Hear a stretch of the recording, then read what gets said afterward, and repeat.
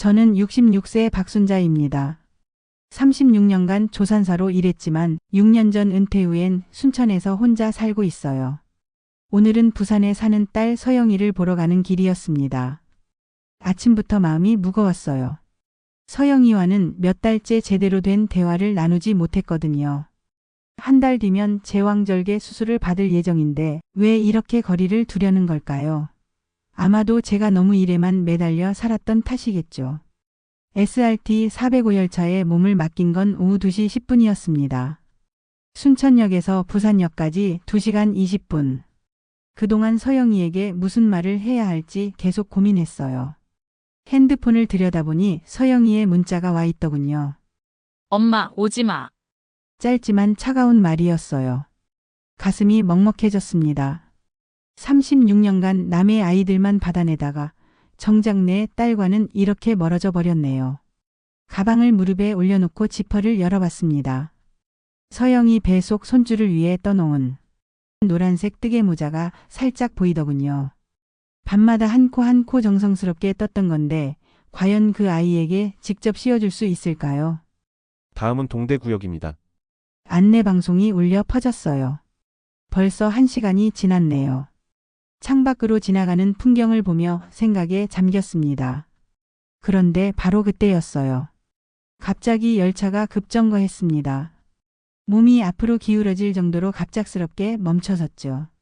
승객 여러분, 죄송합니다. 선로 점검으로 인해 잠시 정차하겠습니다. 곧 운행을 재개하겠으니 양해 부탁드립니다. 승객들이 웅성거리기 시작했어요. 또 지연이네. 언제까지 기다려야 하는 거야? 그런데 객실 뒤쪽에서 누군가 신음소리를 내더군요. 처음엔 그냥 투덜거리는 소리인 줄 알았어요. 하지만 점점 더 간절해지는 그 소리가 이상했습니다. 돌아보니 한 여성이 통로에 웅크리고 앉아 있었어요. 20대 중반으로 보이는 동남아시아계 여성이었습니다. 임신한 것 같았죠. 배가 많이 부른 상태였거든요. 아, 아파요. 그 여성이 우리말로 외쳤습니다. 발음이 서툴렀지만 절박한 만큼은 누구나 느낄 수 있었어요. 주변 승객들이 하나둘 고개를 돌리기 시작했습니다. 하지만 대부분 그저 구경만 할 뿐이었어요. 누구도 선뜻 나서지 않았죠. 승무팀장으로 보이는 40대 남성이 달려왔어요. 명찰을 보니 윤태호라는 이름이 적혀 있었습니다. 어디가 아프십니까? 어떻게 도와드릴까요? 여성이 배를 감싸쥐며 힘겹게 답했습니다. 배가 아파요, 아기. 나올 것 같아요. 그 순간 제 눈에 들어온 건 바닥에 젖어 있는 액체였어요. 무색 투명하면서도 약간의 혈흔이 섞여 있더군요. 36년 경력으로 본능적으로 알 수 있었습니다. 양수였어요. 심장이 쿵 하고 뛰었습니다. 설마, 정말로? 윤태호 팀장이 당황한 기색으로 급하게 방송을 했습니다. 승객 중에 의료진이 계시면 4, 5차로 와주시기 바랍니다. 응급 상황이 발생했습니다. 주변 승객들이 웅성거리기 시작했어요. 뭐야, 무슨 일이야? 의료진이요? 여기서 무슨 응급 상황이? 한 중년 남성이 큰 소리로 불평했습니다. 아니, 이런 일은 병원에 가서 해야지. 왜 여기서 이래요? 우리는 언제까지 기다려야 하는 거예요? 그 남성은 40대 후반으로 보였고 옷차림을 보니 사업가인 것 같았어요. 비싼 정장에 명품 시계, 목에는 실크 넥타이까지 메고 있었죠. 옆자리에 앉아있던 20대 여성이 핸드폰을 들고 촬영을 시작했어요. 와, 이거 완전 대박이에요. 실시간으로 생중계해야겠어요. 저는 가방을 꽉 움켜쥐었습니다. 36년간 수백 명의 아이를 받았지만 6년 전 그 일 이후로는 더 이상 분만에 관여하지 않기로 했거든요. 그 여성이 또다시 신음을 토했습니다. 도와주세요. 아파요. 아기가. 목소리에 진짜 절박함이 느껴졌어요. 이건 단순한 복통이 아니었습니다. 정말로 진통이 시작된 것 같았어요. 윤태호 팀장이 다시 방송했습니다. 의료진이 안 계신가요? 정말 급한 상황입니다. 저는 한참을 망설였어요. 일어나야 하는 걸까? 아니면 모른 척해야 하는 걸까? 6년 전 그 기억이 자꾸 떠올랐거든요. 하지만 그 여성의 신음소리가 점점 더 커졌어요. 으악. 정말 아파요. 결국 자리에서 일어났습니다. 내 손이 떨리고 있다는 걸 느꼈어요. 저 도와드릴게요. 윤태호 팀장이 제게 달려왔어요. 얼굴에 안도의 기색이 역력했습니다. 의사 선생님이세요? 정말 다행입니다. 아니요, 조산사였어요. 하지만 실무에서 손 뗀 지 6년이 넘었습니다. 주변에서 수군거리는 소리가 들렸어요. 조산사가 뭐야? 옛날 산파 말하는 거 아니야? 지금도 그런 직업이 있어? 맞아요. 저는 조산사였습니다. 1983년부터 2019년까지 36년간 지방 산부인과와 보건지소에서 일했어요. 의사가 부족한 시골에서 직접 아이들을 받아냈죠. 제 손을 거쳐 세상에 나온 아이들만 1000명이 넘을 거예요. 그때는 정말 바쁘게 살았어요. 밤낮 없이 호출받으면 어디든 달려갔죠. 비가 오나 눈이 오나 명절이나 생일이나 상관없이 산모가 부르면 가야 했어요. 가족들과 함께할 시간은 거의 없었습니다. 특히 서영이가 어릴 때가 그랬어요. 학교 행사에도 못 가고 아플 때도 옆에 있어주지 못하고 늘 일이 우선이었거든요. 그때는 그게 당연하다고 생각했어요. 생명을 구하는 일인데 뭐가 더 중요하겠어요? 하지만 2017년 그날의 기억이 떠올랐습니다. 평소와 다를 바 없는 분만이었어요. 초산부라 시간이 좀 걸렸지만 별 문제 없이 아이가 태어났죠. 그런데 갑작스럽게 산후출혈이 시작됐어요. 처음엔 정상범위라고 생각했는데 점점 더 많은 피가 나왔습니다. 자궁저부 마사지도 해보고 가능한 모든 조치를 취했지만 출혈이 멈추지 않았어요. 그때 제가 얼마나 무력감을 느꼈는지 모릅니다. 36년 경력이 무색할 정도로 당황했어요. 다행히 119가 빨리 와서 병원으로 이송됐고 산모는 생명을 구했지만 그날 이후로 저는 완전히 달라졌어요. 내가 더는 못 지켰다. 내가 놓쳤다. 만약 그때 더 빨리 조치했다면 이런 생각들이 머릿속을 떠나지 않았어요. 그래서 2019년에 조기 퇴직을 했습니다.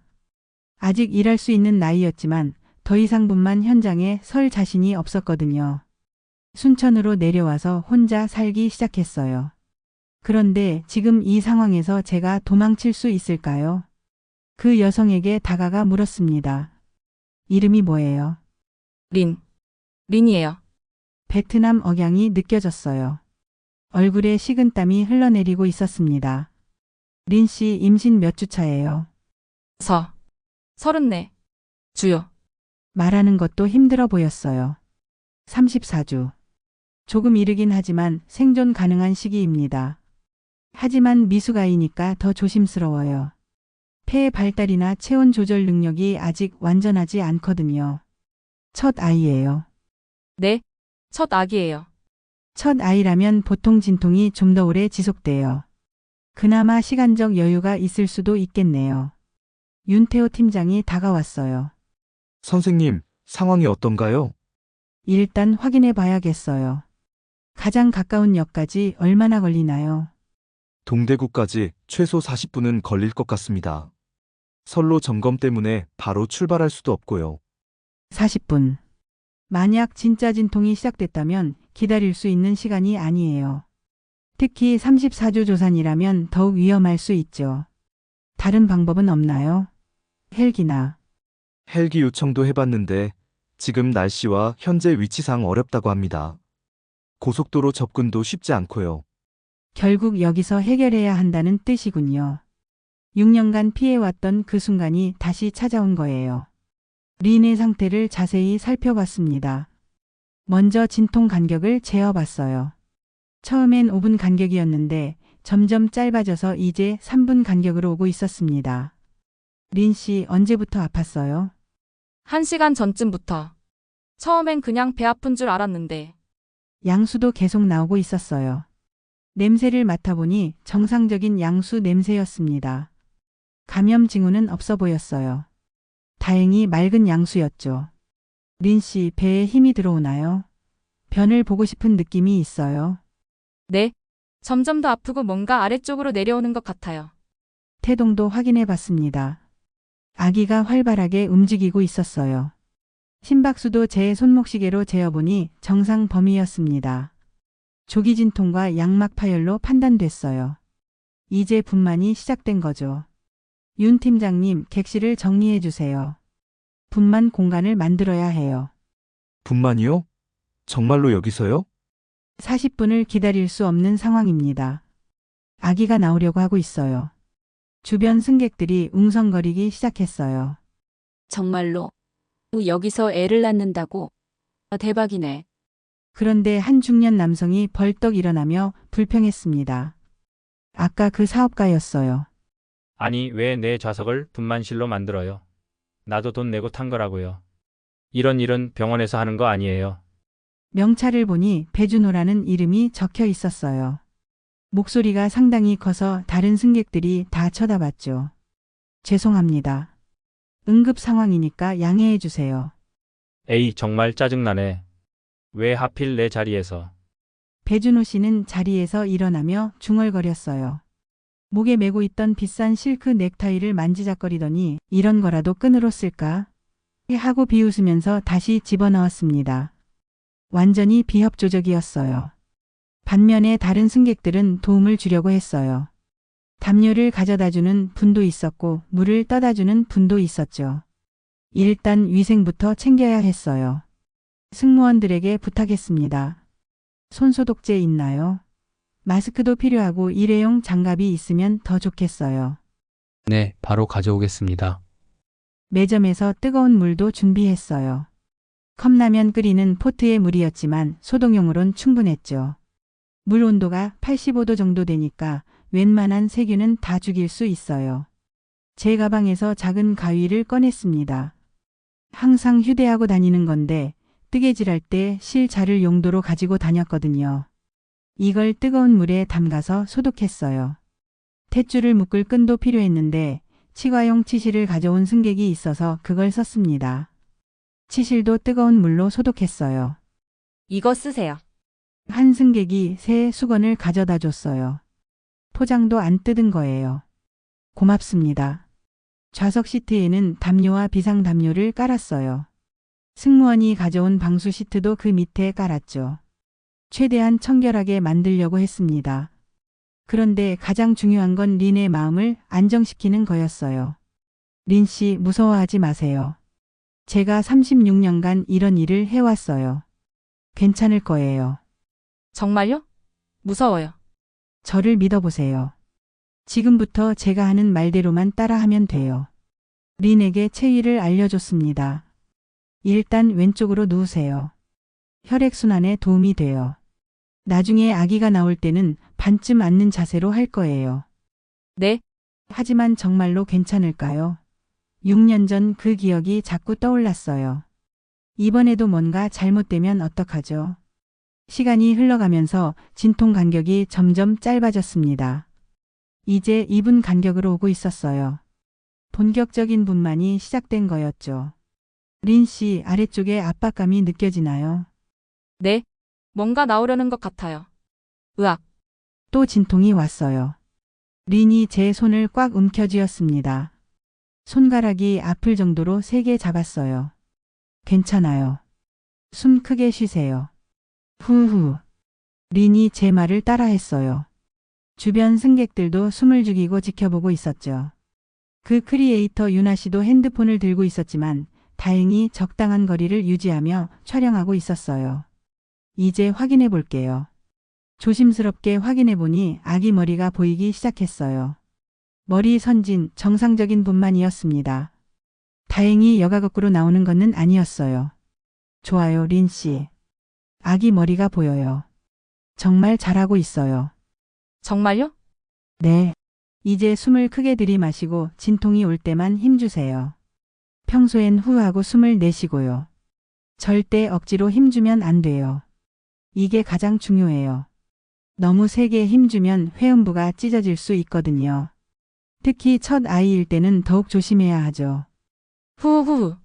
린이 제 말을 따라했어요.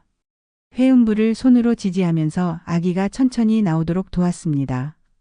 36년 경력이 몸에 배어 있더군요. 손이 기억하고 있었어요.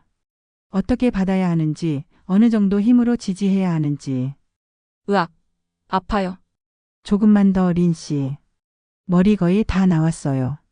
정말로 아기 머리가 천천히 나오고 있었어요. 얼굴도 보이기 시작했죠. 코도 보이고 입도 보이고. 머리 나왔어요. 정말 잘했어요. 주변 승객들이 박수를 쳤어요. 우와. 정말 나오네. 하지만 아직 끝난 게 아니었어요. 이제 어깨가 나와야 하는데 이게 가장 조심스러운 부분이에요. 이제 어깨 나올 차례예요. 조금만 더 힘내세요. 다음 진통에서 어깨가 나왔어요. 먼저 위쪽 어깨, 그 다음 아래쪽 어깨. 어깨만 나오면 나머지는 쉬워요. 조금만 더. 그 다음엔 몸 전체가 미끄러지듯 나왔습니다. 작은 몸이었지만 완전한 아기였어요. 태어났어요. 객실 안에 환호성이 터져 나왔어요. 모든 승객이 박수를 쳤죠. 저도 모르게 눈물이 났어요. 하지만 바로 문제가 생겼어요. 아기가 울지 않았어요. 피부색도 푸르스름했죠. 호흡을 하지 않는 것 같았어요. 순간 심장이 멈출 것 같았어요. 6년 전 그 기억이 다시 떠올랐습니다. 또 제가 놓친 건 아닐까? 하지만 지금은 포기할 수 없었어요. 주변에 이렇게 많은 사람이 지켜보고 있는데, 린이 저를 믿고 있는데. 즉시 기도 확보부터 시작했습니다. 거즈로 아기 입안과 코 안의 분비물을 조심스럽게 닦아냈어요. 양수나 혈액이 기도를 막고 있을 수 있거든요. 아기야, 울어야지. 등을 가볍게 두드리고 강하게 마사지했습니다. 혈액순환을 도와주는 거예요. 그리고 린의 가슴에 아기를 올려서 피부 접촉을 시켰어요. 체온을 유지하기 위해서였죠. 괜찮아요, 린 씨. 아기가 적응하는 시간이 필요해요. 하지만 속으로는 정말 조바심이 났어요. 30초. 1분. 너무 긴 시간이었어요. 그때 응애 하는 울음소리가 들렸습니다. 울었어요. 아기가 울었어요. 객실 안에 또다시 박수가 터져 나왔어요. 저도 모르게 감사합니다. 정말 감사합니다. 라고 중얼거렸어요. 선생님, 정말 대단해요. 린이 눈물을 흘리며 말했어요. 아기의 피부색도 점점 정상으로 돌아왔어요. 호흡도 규칙적이 되었고요. 작지만 힘찬 울음소리가 객실에 울려 퍼졌죠. 하지만 아직 끝난 게 아니었어요. 태반이 나와야 하고 출혈도 지켜봐야 했죠. 그리고 가장 무서운 건 산후출혈이었어요. 태반이 나오는데 15분 정도 걸렸어요. 다행히 완전하게 나왔습니다. 찢어진 부분 없이 온전하게 나온 거죠. 태반이 불완전하게 나오면 대출혈의 원인이 될 수 있거든요. 이제 끝났나요? 린이 지친 목소리로 물었어요. 조금만 더 지켜봐야 해요. 괜찮을 거예요. 하지만 제 마음은 편하지 않았어요. 가장 위험한 시간이 바로 지금이거든요. 분만 후 24시간, 특히 처음 1시간이 가장 중요해요. 그런데 태반이 나오고 10분쯤 지났을 때였어요. 린의 출혈량이 급격히 늘었습니다. 이상하네. 순간 온몸에 식은땀이 났어요. 바로 6년 전 그 상황과 똑같았거든요. 아니, 이번엔 더 심한 것 같았어요. 산후출혈. 분만 후 가장 위험한 합병증 중 하나죠. 자궁이 제대로 수축하지 않아서 혈관이 열린 채로 있으면 생명을 잃을 수도 있어요. 선생님, 괜찮아요? 윤태호 팀장이 걱정스럽게 물었어요. 제가 얼굴이 하얘졌나 봅니다. 6년 전 그 기억이 생생하게 떠올랐어요. 그때의 무력감, 그때의 절망감. 하지만 이번엔 달랐어요. 도망칠 수 없었거든요. 여기는 기차 아니고 병원까지는 아직 멀었으니까요. 심호흡을 하고 마음을 다잡았어요. 교과서에서 배운 대로 차근차근 시작해야겠어요. 먼저 자궁저부 마사지부터 했습니다. 린의 배 위쪽에서 자궁을 찾아서 원을 그리며 단단하게 마사지했어요. 자궁이 수축되도록 자극하는 거죠. 린 씨, 조금 아플 거예요. 참아주세요.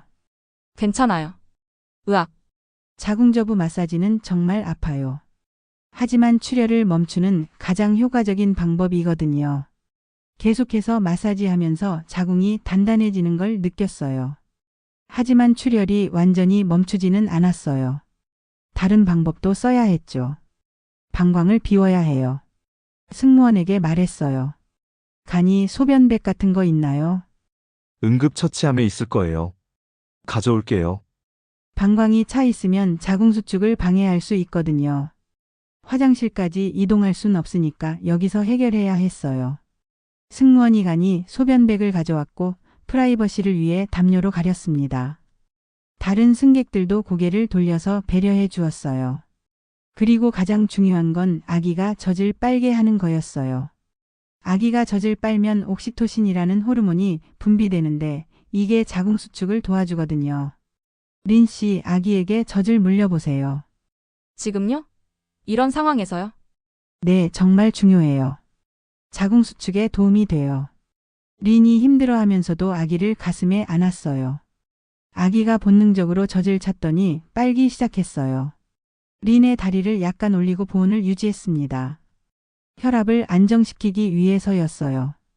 담요를 더 덮어주고 따뜻한 물로 손을 덮여주었죠. 그런데 그때 뜻밖의 일이 벌어졌어요. 아까 불평을 하던 배준호 씨가 조심스럽게 다가온 거예요. 선생님, 네? 배준호 씨가 뭔가를 손에 들고 있었어요. 자세히 보니 아까 목에 메고 있던 실크 넥타이였어요. 제 넥타이요. 물로 깨끗이 씻어서 가져왔어요. 넥타이를요?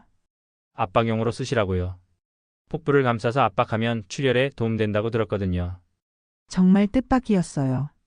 처음엔 그렇게 불평하더니 그분 나름대로 도움이 되고 싶었던 거였군요. 고맙습니다. 정말 도움이 될 것 같아요. 실크 넥타이를 린의 복부에 둘러서 적당한 압박을 가했어요. 자궁을 외부에서 압박해서 출혈을 줄이는 방법이었죠. 모든 조치를 취하고 10분 정도 지나자 출혈이 서서히 줄어들기 시작했어요. 자궁저부 마사지와 아기의 빨기 자극, 그리고 적절한 압박이 효과를 본 거였죠. 다행이에요. 출혈이 정상 범위로 돌아왔어요. 린이 깊은 안도의 한숨을 쉬었습니다. 고마워요, 선생님. 정말 고마워요. 저도 6년 만에 처음으로 제대로 안도할 수 있었어요. 이번엔 놓치지 않았거든요. 제대로 해냈어요. 배준호 씨도 옆에서 안도의 표정을 짓고 있었어요. 다행이네요. 정말 다행이에요. 아까와는 완전히 다른 모습이었어요. 처음엔 자기 일이 아니라는 식이었는데 지금은 진심으로 걱정하고 있었거든요. 선생님, 정말 대단하세요. 유나 씨도 감탄하며 말했어요. 이런 장면을 실제로 보게 될 줄 몰랐어요. 주변 승객들도 모두 안도하고 있었어요. 처음엔 그냥 구경거리 정도로 생각했을 텐데 어느새 모두가 린과 아기를 걱정하고 있었던 거죠. 밀양역에 열차가 들어설 때쯤 플랫폼에 구급차가 이미 대기하고 있었어요. 구급대원들이 들것과 의료장비를 들고 열차로 올라왔죠. 어디에 환자가 있나요? 구급대장이 숨을 헐떡이며 물었어요. 40대 후반으로 보이는 베테랑이었습니다. 여기요. 34주 조산이었어요. 구급대장이 린과 아기의 상태를 확인했어요.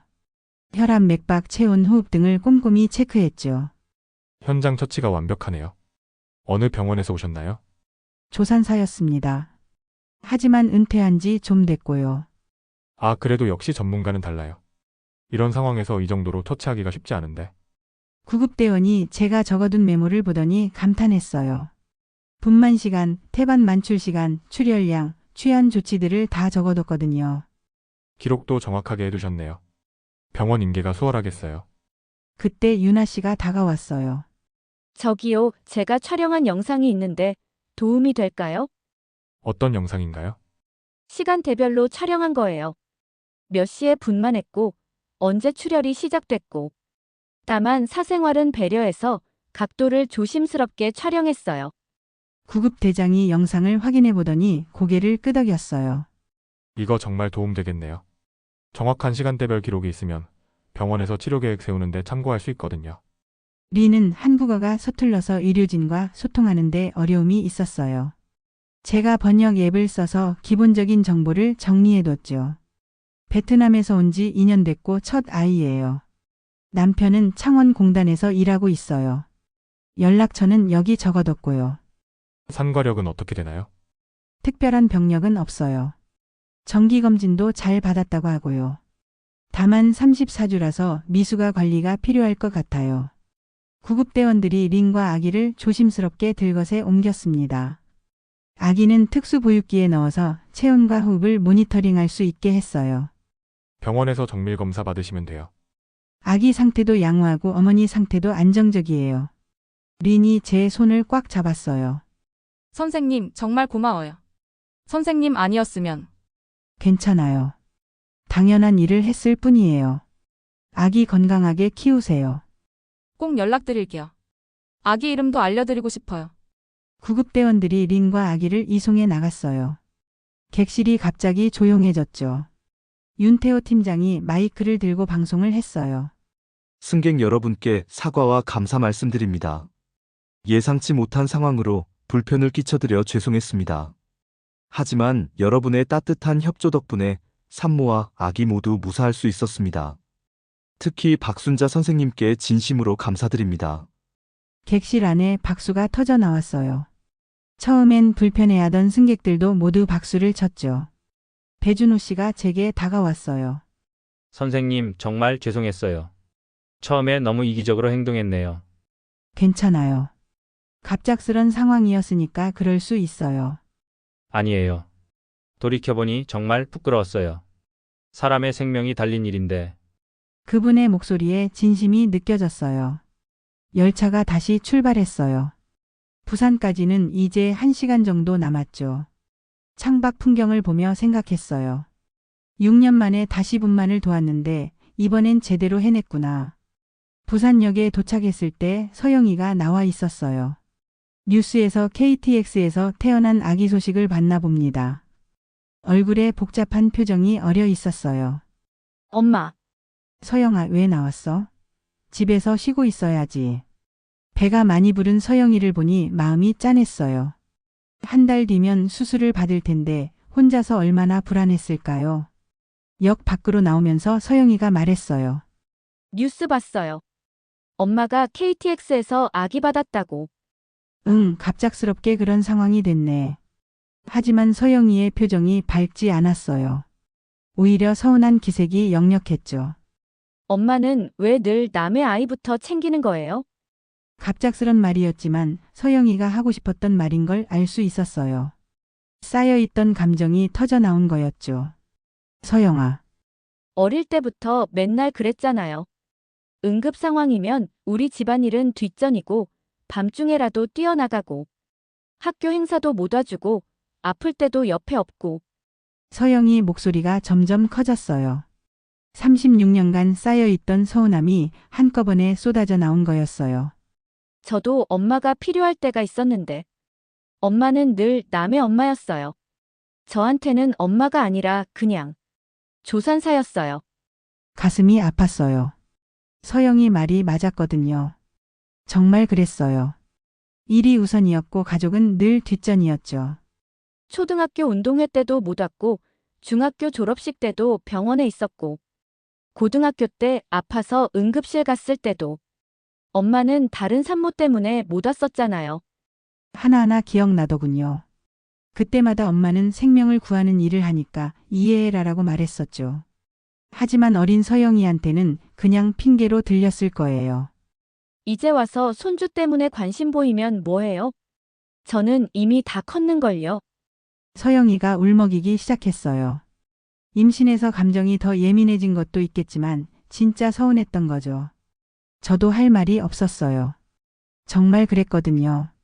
36년간 남의 아이들만 챙겨왔지 정작 내 딸한테는 제대로 된 엄마 노릇을 못했어요. 미안하다, 서영아. 지금 와서 미안하다고 하면 뭐가 달라져요? 정말 미안해. 그때는 그게 당연한 줄 알았어. 생명을 구하는 일이니까. 엄마한테는 남들 생명이 제 딸보다 더 소중했던 거죠? 그 말에 정말 할 말이 없었어요. 가슴이 찢어지는 것 같았죠. 아니야, 그런 게 아니라. 그럼 뭐예요? 오늘도 마찬가지잖아요. 저 때문에 부산에 온다고 해놓고 또 남의 아기부터 받고 서영이가 눈물을 흘리기 시작했어요. 지나가는 사람들이 쳐다봤지만 신경 쓸 겨를이 없었어요. 서영아, 정말 미안해.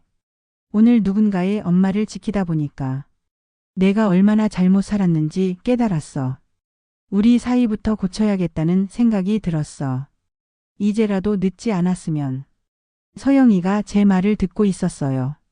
여전히 눈물을 흘리고 있었지만 화난 표정은 조금 누그러진 것 같았어요. 앞으로는 내 엄마부터 제대로 할게. 손주도 곧 태어날 텐데 이번엔 곁에서 제대로 도와줄게.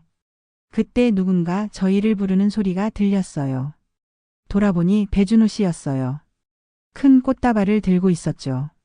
선생님, 배준호 씨, 어떻게 여기까지? 찾아뵙고 싶어서 따라왔어요. 정말 죄송합니다. 그분이 고개를 깊숙이 숙였어요. 괜찮다고 했잖아요. 갑작스런 상황이었으니까. 아니에요. 생각해보니 정말 부끄러웠어요. 처음에 얼마나 이기적으로 행동했는지. 사람 생명이 달린 일인데 자리 하나 때문에 불평하고. 배준호 씨가 꽃다발을 건네며 말했어요. 그래서 결심했어요. 오늘 일을 계기로 뭔가 의미 있는 일을 하고 싶어요. 의미 있는 일이요? 네. 이런 응급 상황에 대비해서 분만 가방을 만들어서 기부하려고 해요. 분만 가방이요? 응급분만 장비 키트요. KTX나 지하철, 버스 같은 교통수단에 비치하면 언제든 쓸 수 있잖아요. 100세트 정도 만들어서 기부할 생각이에요. 정말 뜻밖이었어요. 그분의 작은 넥타이 하나가 이런 큰 변화를 가져온 거였군요. 그리고 배준호 씨가 서영이를 보며 말했어요. 따님도 곧 출산하시는군요. 혹시 필요한 게 있으면 언제든 말씀하세요. 서영이가 어리둥절한 표정으로 저를 봤어요. 엄마, 이분이 누구세요? 오늘 KTX에서 도움 주신 분이야. 배준호 씨가 서영이에게 인사했어요. 따님이 정말 복 받으셨어요. 이런 훌륭한 어머니를 두시고. 서영이의 표정이 복잡해졌어요. 아직도 저한테 서운한 마음이 있었거든요. 3개월이 지났어요. 저는 코레일과 응급의료진, 산부인과 전문의들과 함께 열차 응급분만 매뉴얼 워크숍을 진행하고 있었습니다. 가장 중요한 건 위생이에요. 손소독부터 시작해야 하죠. 그리고 당황하지 않는 것. 네, 선생님. 그런데 전문 장비가 없을 때는 어떻게 해야 할까요? 참석자 중 한 명이 질문했어요. 젊은 구급대원이었죠. 일상생활용품도 충분해요. 뜨거운 물로 소독하고 치실로 탯줄을 묶고. 중요한 건 교과서적 원칙을 지키는 거예요. 그리고 무엇보다 산모를 안심시키는 게 중요하죠. 배준호 씨가 약속대로 분만 가방 100세트를 제작해서 기부했어요. KTX 주요 노선과 지하철 주요역에 비치됐죠. 응급 상황에 대비한 완벽한 키트였어요. 정말 실용적으로 잘 만들어졌네요. 산부인과 의사가 감탄하며 말했어요. 워크숍 중간에 화상통화가 걸려왔어요. 린이었죠.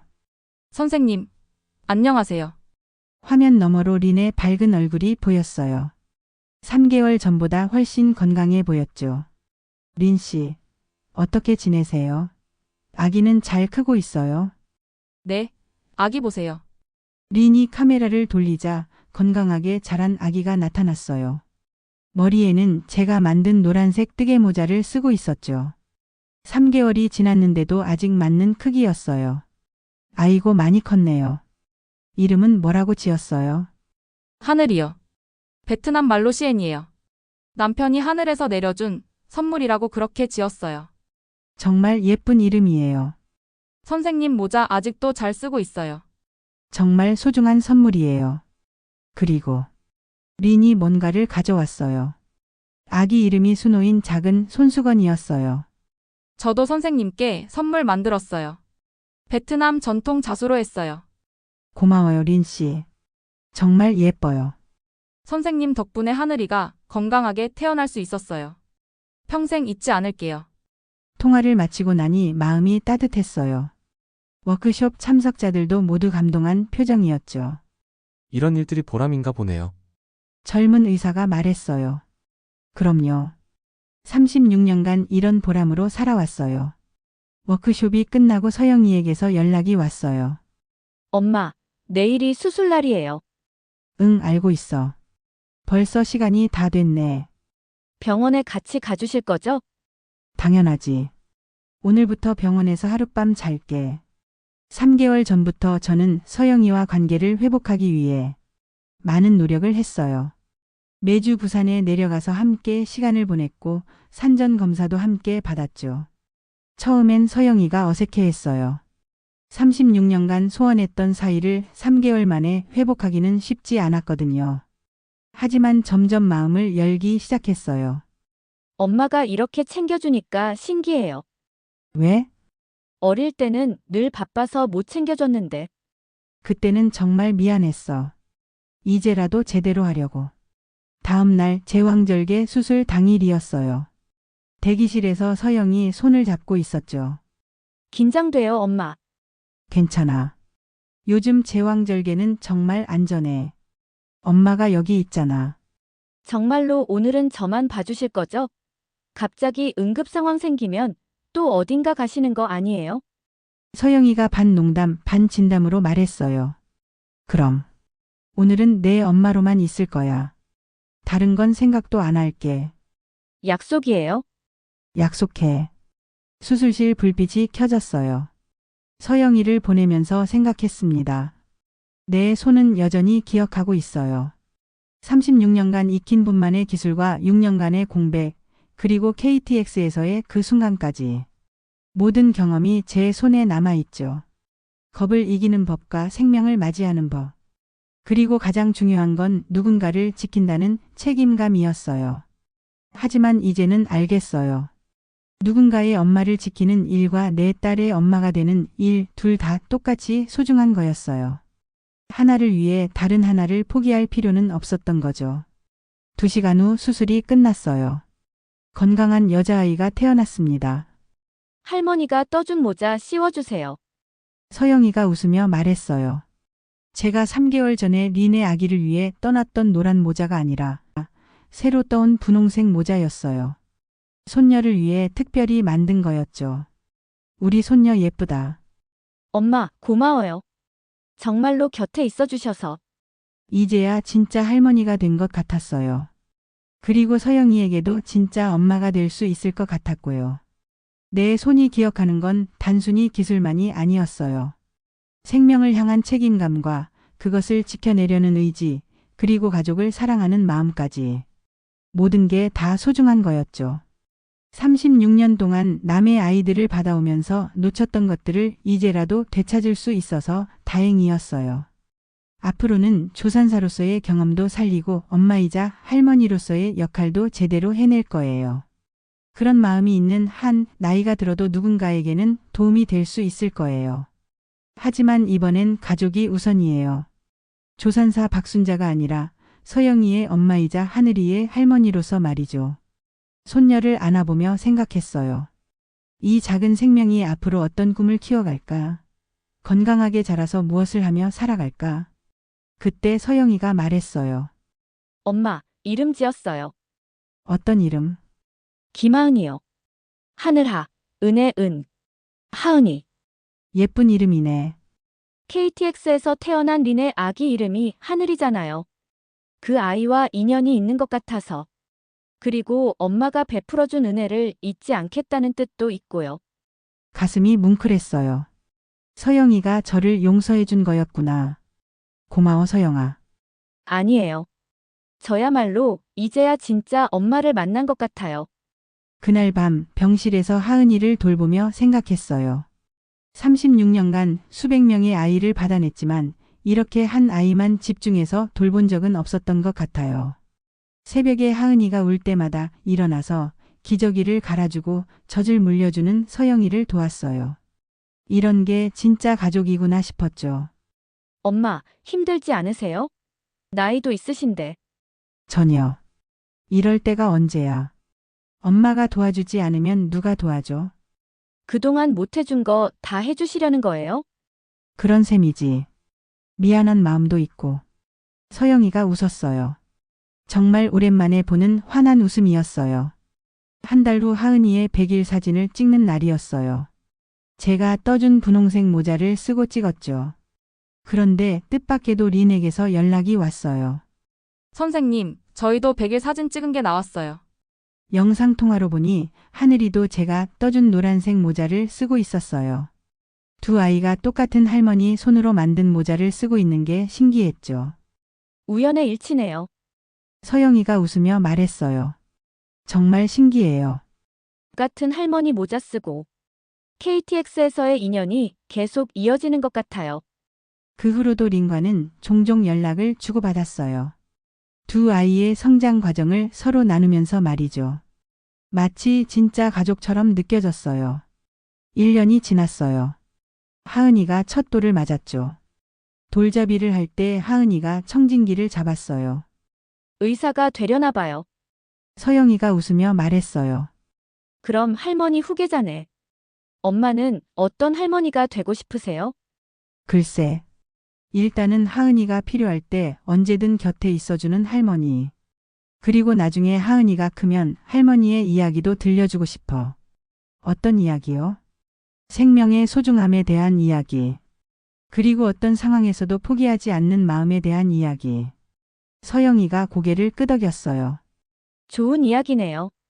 저도 하은이에게 들려주고 싶어요.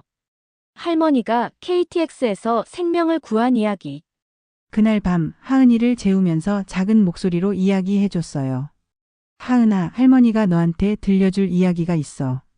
아직 내가 태어나기 전에 있었던 일인데. 하은이가 할머니 목소리를 들으며 스르르 잠들었어요. 내 손은 여전히 기억하고 있어요. 36년간의 조산사 경험과 6년간의 휴식, 그리고 KTX에서의 특별한 하루. 모든 것이 지금의 저를 만들었죠. 그리고 이제는 새로운 기억들이 더해지고 있어요. 서영이와 화해한 기억, 하은이를 처음 안았던 기억, 매일 밤 재워주는 기억들. 조산사로서의 삶도 소중했지만 엄마이자 할머니로서의 삶도 똑같이 소중해요. 이제야 진짜 완전한 삶을 살고 있는 것 같아요. 린의 하늘이와 서영이의 하은이. 두 아이 모두 제 손을 통해 이 세상과 인연을 맺었어요. 하나는 KTX 안에서, 하나는 마음으로. 앞으로도 이 두 아이가 건강하게 자라는 모습을 지켜보고 싶어요. 그리고 언젠가 이 아이들이 자라서 제 이야기를 들을 때 할머니는 정말 멋진 사람이었구나라고 생각해주면 좋겠어요. 그것만으로도 충분히 보람 있는 삶이에요. 36년간의 조산사 생활과 6년간의 휴식, 그리고 이제 시작되는 할머니로서의 삶까지. 모든 것이 의미 있는 시간들이었어요. 내 손이 기억하는 마지막 이야기는 이거예요. 사랑하는 가족을 품는 법. 그리고 그 사랑이 얼마나 소중한지 깨닫는 법. 이제 제 손은 생명을 받아내는 손에서 사랑을 전해주는 손으로 바뀌었어요. 그리고 그것이야말로 제 인생의 가장 아름다운 완성이라고 생각해요.